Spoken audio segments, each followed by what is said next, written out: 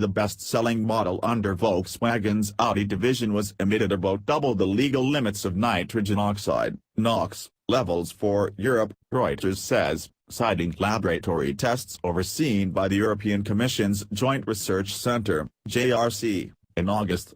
The Audi A3 was found in 2 tests to emit about double the legal limit of NOx, though one of the tests had the A3 within the limits when the engine was cold. An Audi spokesman told Reuters that the A3 was independently tested to have emissions levels within the legal limit and that he wasn't aware of the JRC test results.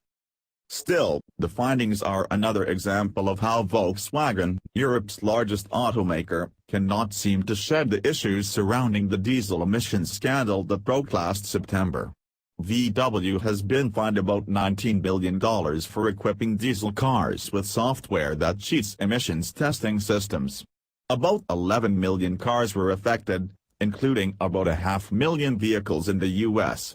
In addition, reaching a $15 billion settlement with U.S. regulatory bodies such as the Environmental Protection Agency, EPA, and the California Air Resources Board, CARB. Earlier this year, VW has been fined $15 million by the South Korean government, which may impose more penalties because of allegations of false advertising.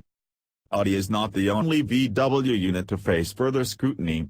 Germany's Transport Ministry and Federal Motor Transport Authority are taking a closer look at VW's Porsche division for potential emissions cheating efforts, Bloomberg News recently reported.